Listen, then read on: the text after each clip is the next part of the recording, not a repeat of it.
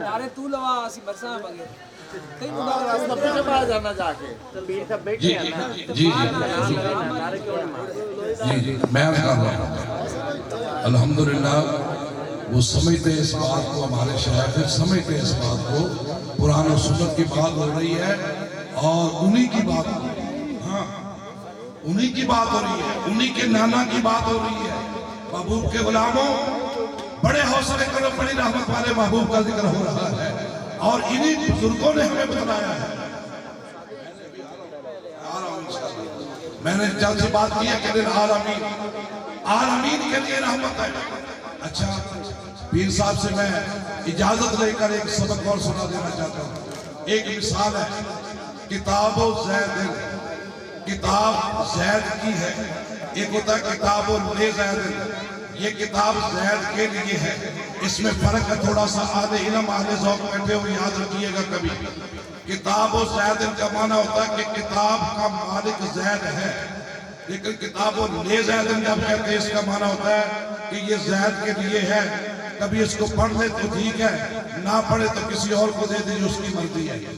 میرے رب نے قرآن میں رحمت للعالمین نہیں کہا، یہ نہیں کہا کہ یہ رحمت جہانوں کی ہے، جب چاہے جہان اس سے لے لے، نہیں، فرمایا کہ یہ رحمت للعالمین ہے، یہ رحمت جہانوں کی نہیں ہے، یہ جہان رحمت کے لیے ہے۔ کیا کہنے ہیں؟ نعرہ تکبیر، نعرہ رسالت، نعرہ حیدری، نعرہ غوثیہ۔ یہ نہیں ہے کہ اس رحمت کے مالک جہان ہے، نہیں، ان جہانوں کے مالک اللہ اکبر۔ یہ ہے وہ فرق میرے دوستوں جو طالب علم کی بات میں نے یہ بات حضرت کی میں اس لیے عرض کی ہے کہ وہ سمجھتے ہیں الحمدللہ محبوب کی رحمت ہر ایک لے سکتا ہے اس سے، لیکن کو کہے کہ ملکیت میری ہے، یہ جہان محبوب کی ملکیت میں ہے۔ اچھا لو، چار باتیں میں نے کر لی ہے، چار اور کر کے پھر میں نے چند لمحے حسین کی بارگاہ میں حاضر ہونا ہے، میرے نانا حسین کا ذکر کر رہا ہوں۔ چار بڑی باتیں مشہور ہیں الحمدللہ۔ یہ آیت وَمَا أَرْسَلْنَاكَ إِلَّا رَحْمَةً لِلْعَالَمِينَ، رحمت مصدر ہے، کبھی مبنی للفاعل ہوتا ہے، کبھی مبنی للمفعول ہوتا ہے۔ میں آسانی کے ساتھ آیت فاعل کی بات کروں گا، رحمت سے راحم بنے گا، را الف ہا میم راحم، اس کا معنی ہے رحم کرنے والے۔ یہ استاد گرامی، راحم کا معنی رحم کرنے والے، جیسے فاعل کا معنی ہوتا ہے کام کرنے والا، راحم رحم کرنے والے۔ سنیے سنیے، رحم کرنے والے کے لیے چار چیزیں ضروری ہیں۔ کتنی چیزیں؟ جس کے اندر چار چیزیں، جس کے لیے چار چیزیں نہ ہوں وہ رحم نہیں کر سکتا۔ بہت بڑا سوال ہے لیکن آسان کر دیتے ہیں سمجھنے کے لیے، عرض کرنے کے لیے۔ سب سے پہلی شرط یہ ہے کہ جس نے رحم کرنا ہے، جو راحم ہو، اس کے لیے لازم ہے کہ وہ زندہ ہو، جو فوت ہو جائے وہ رحم نہیں کرتا۔ راحم کے لیے شرط ہے کہ وہ زندہ ہو۔ ماننا پڑے گا رحمت للعالمین پڑھنے والوں، سننے والوں، کہنے والوں، یہ ہمارے نبی زندہ ہے تبھی تو رحم ہو رہا ہے۔ اچھا جو فوت ہو جائے اس کو مرحوم کہتے ہیں، اور جن کی شان رحمت للعالمین رحمت للعالمین کہتے ہیں۔ شرط ہے، اور بلال حضرت نے تو وقید کر دی، حج کر دی ہے، کہتے تو زندہ ہے واللہ، تو زندہ ہے واللہ، میرے جسم عالم سے چھپ جانے والے محبوب زندہ۔ اہل سنت کا عقیدہ یہ ہے کہ حضور جیسے حیات ظاہری میں زندہ تھے، بحمدہ تعالی اللہ کی عطا سے آج قبر انور کے اندر بھی حیات حقیقی کے ساتھ، لفظوں پہ غور کر رہے ہیں، حیات حقیقی کے ساتھ زندہ ہے۔ اچھا میں ایک مثال کرتا ہوں، حضور سید عالم علیہ السلام کا شق صدر ہوا شب معراج، جی سینہ کھولا گیا، سرکار فرماتے نہ خون نکلا نہ درد نکلا۔ دل انور دشت میں رکھا تھال کے اندر، سرکار فرماتے فرشتے کچھ کہہ رہے تھے، میں انہیں دیکھ بھی رہا تھا، سن بھی رہا تھا۔ میں کہتا ہوں کوئی انسان ایسا دکھاؤ کائنات کے اندر جس کا دل سینے سے باہر ہو، وہ باتیں سنے بھی اور سمجھے بھی۔ حضور کا دل انور سینے سے باہر ہو، حضور زندہ ہے، ملائے اعلیٰ میں چلے گئے، 2 لاکھ میل کی مسافت میں چاند ہے، آگے چلے گئے، 200 کلومیٹر سے آگے ہوا ختم ہو جاتی ہے، بغیر آکسیجن کے وہاں چلے گئے۔ اب سوال یہ ہے کہ جب حضور کائنات سے ملائے اعلیٰ میں تشریف لے گئے، اس کائنات کا نظام چلتا رہا یا رک گیا؟ 85 والوں غور سے سنو، اس کائنات کا نظام رک گیا۔ جب آیت کنڈی ہلنے لگی، پانی چلنے لگا، اتنی دیر تک کائنات کا نظام رکا رہا۔ تو دلیل کس بات کی ہے؟ 1500 سال پہلے کی مثال دے کے عرض کرنا چاہتا ہوں، آج حضور جلوہ گر ہیں تو یہ کائنات کا نظام چل رہا ہے۔ اگر ان کی رحمت نہ ہو درمیان میں ابھی آگ لگ جائے سارے۔ یہ جو نبض ہستی چل رہی ہے، معلوم یہ ہوتا ہے کہ سرکار زندہ ہے، اور یہ عقیدہ اور ماننا ہے کہ حضور زندہ ہے، جبھی تو نظام کائنات چل رہا ہے۔ سرکار کی حیات میں اور بھی بہت سارے دلائل ہیں، لیکن اختصار ہے۔ دوسری بات، جس نے رحم کرنا ہو اس کے لیے یہ لازم ہے کہ وہ عالم ہو، جانتا ہو کس پہ رحم کرنا ہے، کتنا رحم کرنا ہے، کب کرنا ہے، اور یہ ساری خبریں مصطفیٰ علیہ السلام کو وَعَلَّمَ كَمَا لَمْ تَكُنْ تَعْلَمْ وَكَانَ فَضْلُ اللَّهِ عَلَيْكَ عَظِيمًا۔ یہ قرآن کی آیت ہے، سرکار کا فرمان ہے، مَا مِنْ شَيْءٍ لَمْ أَكُنْ أُرِيدُ إِلَّا الْحَيَاةَ فِي مَقَامِ هَذَا الْجَنَّةُ وَالنَّارُ۔ اور سرکار کے ان فرامین کا ترجمہ شیخ بصیری نے کیا ہے، فَإِنَّ مِنْ جُودِكَ الدُّنْيَا وَذَرَّتَهَا وَمِنْ عُلُومِكَ عِلْمُ اللَّهِ وَالْكَلَامِ۔ اور میرے امام بریلی نے، بریلوی امام احمد رضا نے ترجمہ یہ کیا ہے، سر عرش پر ہے تیری نظر، دل فرش پر ہے تیری نظر، ملکوت و ملک میں کوئی شے نہیں آقا وہ جو تجھ پہ یاد ہے۔ میں تیزی کے ساتھ بڑھ رہا ہوں، الحمدللہ۔ تیسری بات، جس نے رحم کرنا اس کے لیے ضروری ہے کہ وہ جس پہ رحم کرنا اس کے قریب بھی ہو۔ کوئی ڈوب رہا ہے تو بچانا ہے، کوئی دب رہا ہے تو بچانا ہے، کوئی چل رہا ہے تو بچانا ہے۔ سرکار کے بعد از وصال امام بصیری کو دیکھ لیجئے، 12 سال جب بستر لالت پہ لیتے رہے، سرکار نے آ کر سہارا دیا، چادر عطا کی۔ بہت سارے لوگوں کو حضور نے آ کر سہارا دے کر مدد فرمائی ہے، حضور قریب آ کر کرم فرماتے ہیں۔ چوتھی بات، ایک یہ پورا مضمون ہے۔ چوتھی بات، جس نے رحم کرنا اس کے لیے ضروری ہے کہ وہ اختیار بھی رکھتا ہے۔ جس کے پاس کچھ نہیں ہوگا وہ دے گا کیا؟ تو پتا چلا محبوب اختیار رکھتے ہیں، مختار کل ہیں۔ اِنَّا آتَيْنَاكَ الْكَوْثَرَ، ساری کثرت باتیں یہ ہیں۔ رب ہے موتی یہ ہے قاسم، دیتا رب ہے دیتے یہ ہے، وَاللَّهُ يُؤْتِي مَن يَشَاءُ قاسم۔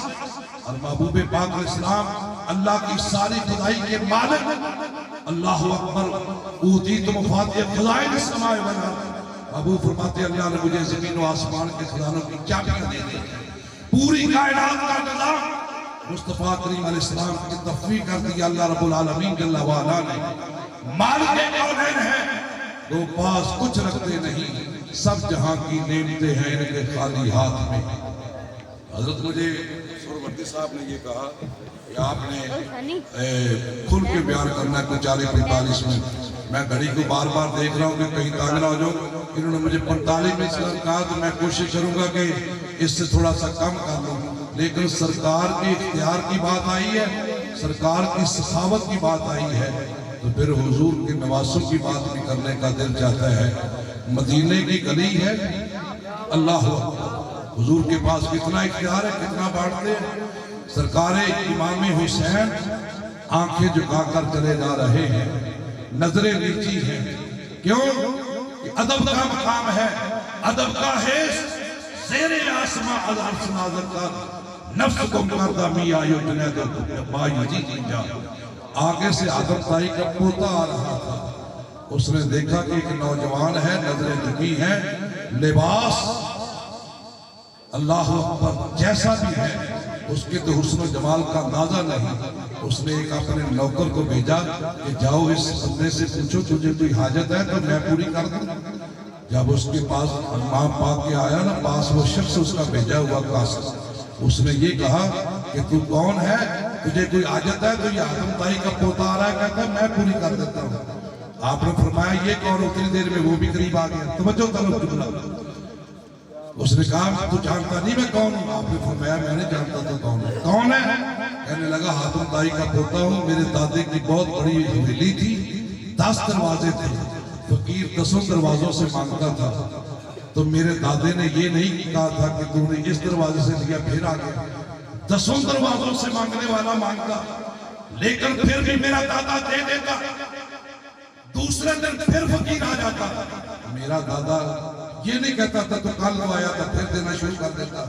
امام پاک نے، امام حسین نے، محبوب کے نواسے نے، علی المرتضیٰ کے جگر بند نے، فاطمہ کے نور نظر نے، اللہ اکبر، کائنات کے شہنشاہ کے نواسے نے فرمایا کہ تیرے دادے کا یہی تعارف ہے۔ اس نے کہا کہ یہ بات کیسی اس نے کی ہے، چونکہ شاہانہ انداز میں وہ بات کر رہا تھا۔ جب آپ نے اپنی آنکھیں اٹھا کر دیکھا تو پھر نظر کی جولانیاں نہ پوچھو، نظر حقیقت میں وہ نظر ہے، اٹھے تو بجلی بنا مانگے گرے تو۔ امام حسین نے فرمایا تیرے دادے کی یہی اوقات، یہی تعارف ہے۔ اس نے کہا کہ پھر تو بتلا تو کون ہے؟ سنیے میرے امام کے الفاظ اپنے نانا مصطفیٰ کے متعلق۔ فرمایا میرا نانا مصطفیٰ نبیوں کا امام محمد رسول اللہ۔ وہ کہتا ہے میرے دادے کی بڑی حویلی، میرے نانے کا ایک ہی حجرہ ہے، دروازہ بھی ایک ہے، خدا کی قسم جس نے ایک دفعہ مانگا ہے قیامت تک اس کو مانگنے کی حاجت نہیں۔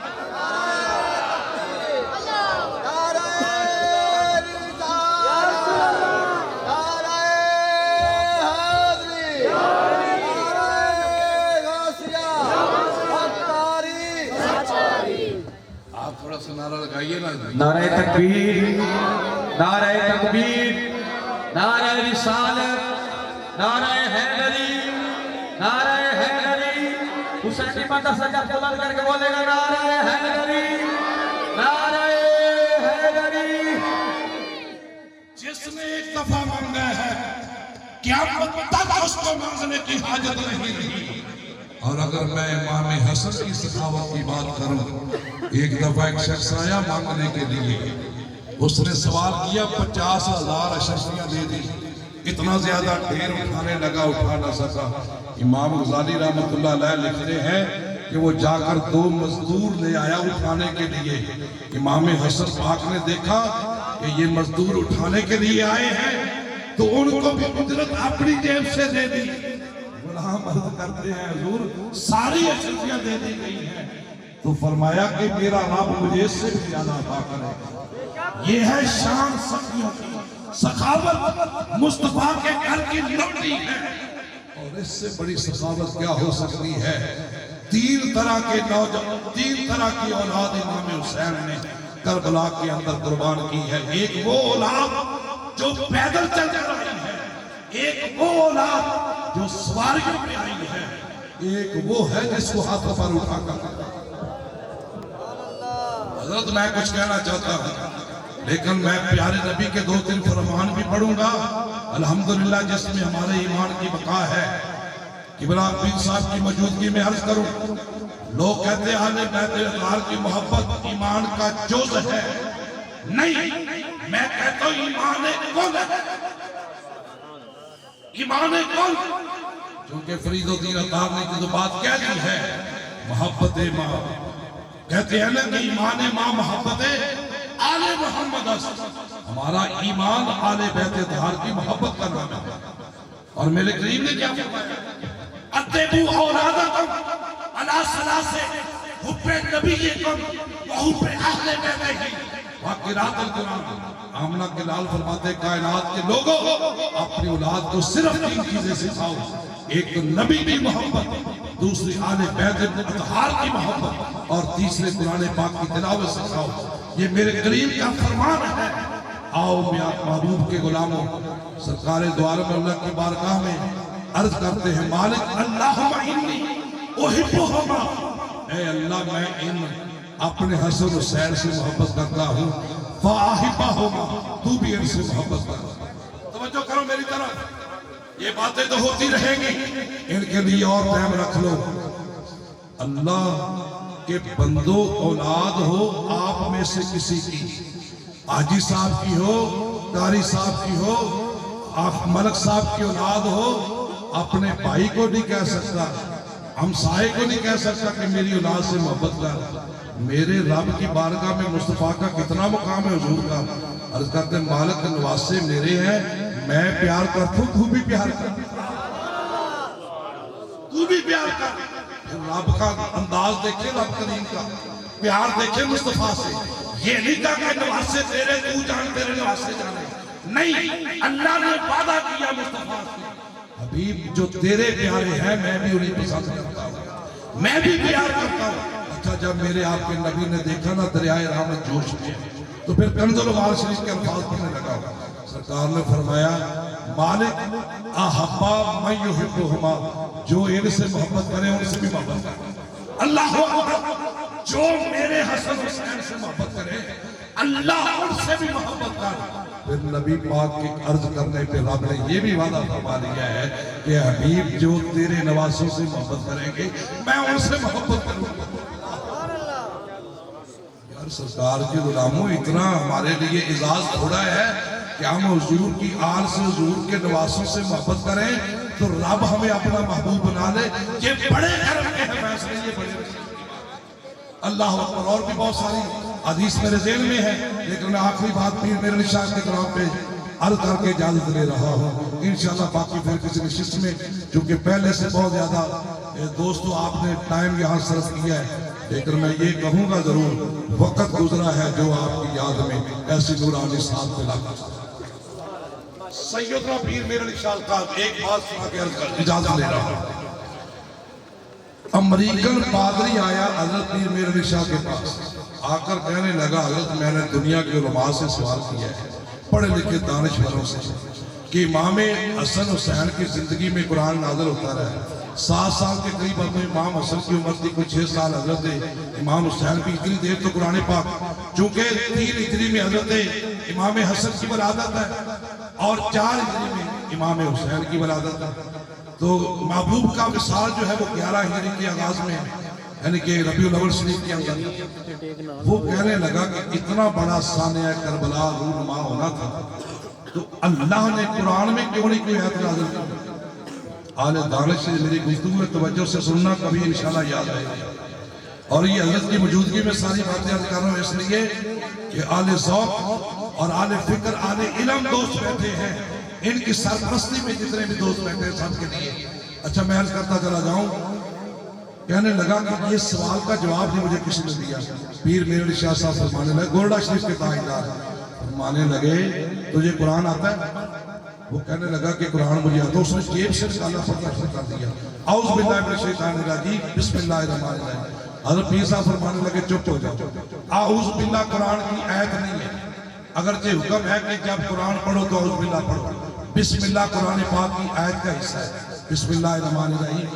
आपने फरमाया इल्म अबजद जो हिदसों का इल्म है, आदात का इल्म है। पीर साहब के ना दाद दे रहे हैं, अल्लाह इनको जज़ा दे। फरमाते हैं कि बिस्मिल्लाह के अदद बनते हैं 686, 700, कितने 786 अदद बनते हैं। अल्लाह अकबर।